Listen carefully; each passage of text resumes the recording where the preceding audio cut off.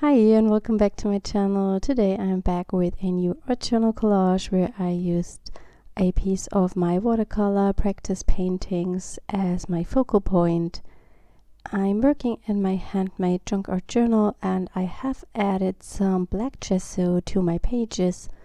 I didn't cover the whole pages because I want to have some of that book paper peeking through, and I also want to have that contrast between the light background and the black gesso.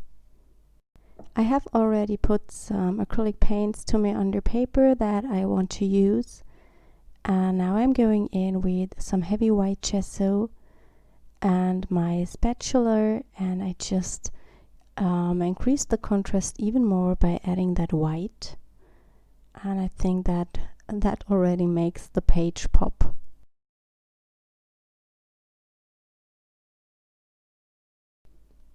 I now go in with my fingers and the acrylic paints I've prepared, and I just blend some of the colors into the wet gesso, and I'm just playing intuitively.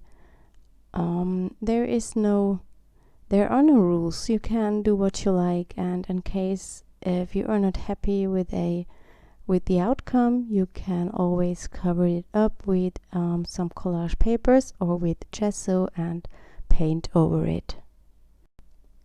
I also think that a lot of people are afraid to use black, and I think the art journal is a perfect place to experiment with such high contrasting colors and with such extreme things you maybe never thought of. The paper that I'm using as my paint palette has already some color on it. I always clean my brushes, tools and such on simple copy paper. I also clean my stamps there. That means when I use it for stamping, then I stamp it onto a sheet of paper until there is no ink on the stamp anymore.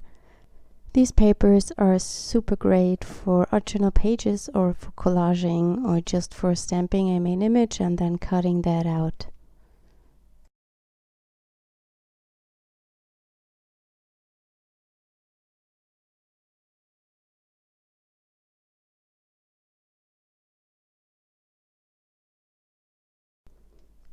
I have always linked up my blog post for this project in the video description, and there you will find some photos and close-up images.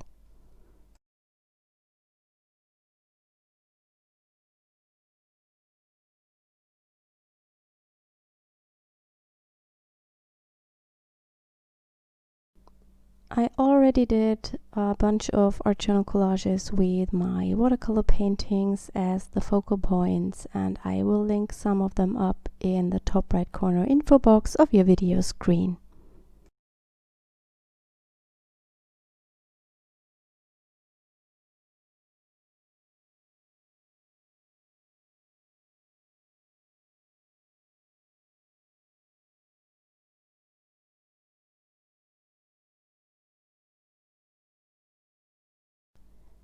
I'm going in with a tiny brush and add some more marks all over the page.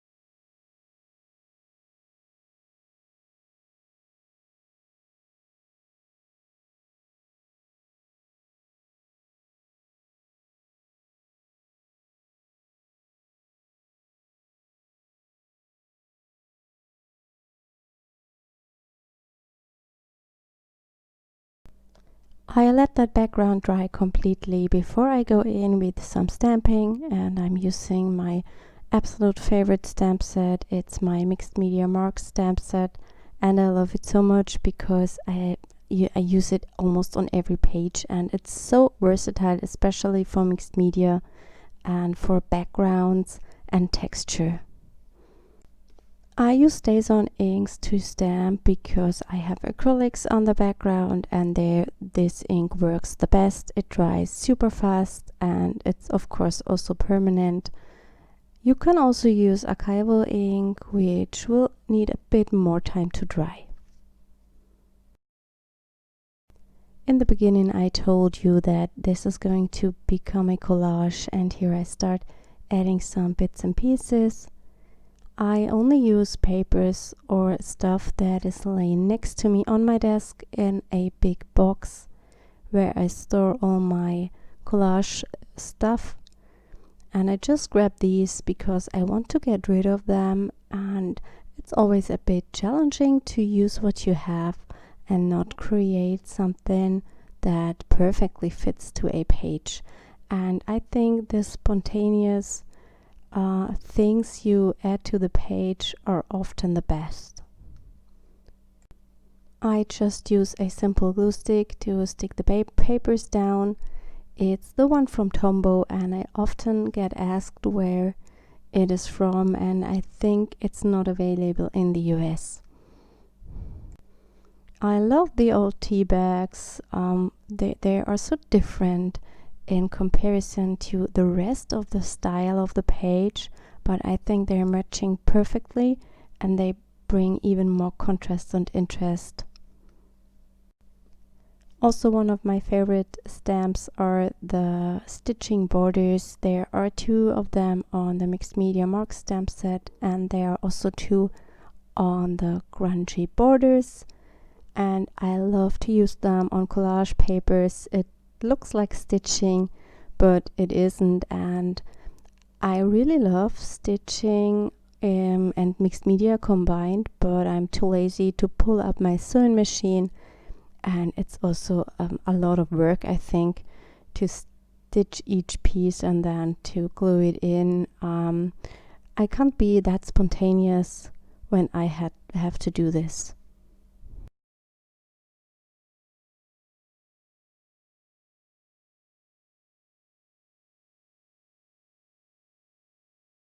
I'm picking the white Uniposca marker and do some mark making on the black areas of the page.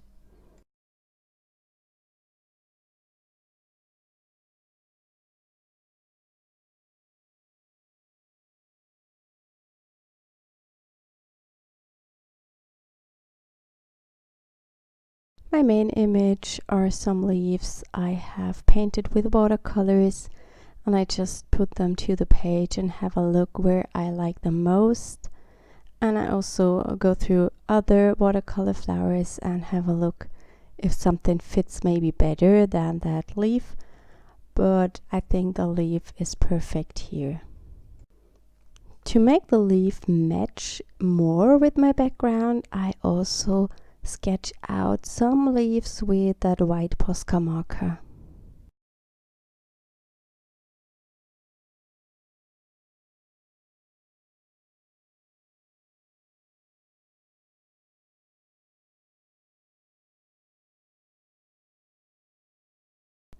I also sometimes share some watercoloring videos on my Instagram TV channel, so I will link my Instagram account also in my description box, and you can check that out if you want to see some more videos.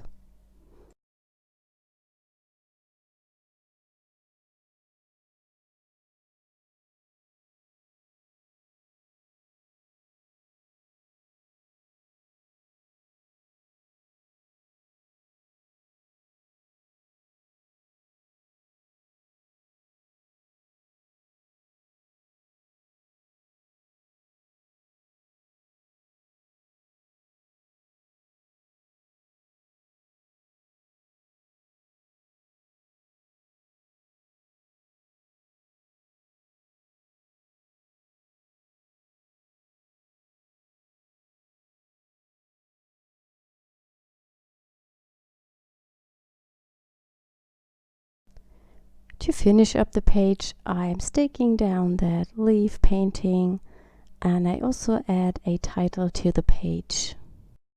The words I'm using are from the Mix Sentiment sets, and they are embossed in white to black cardstock. I hope you enjoyed that video. Thank you so much for watching, and I hope we see us next time. Bye!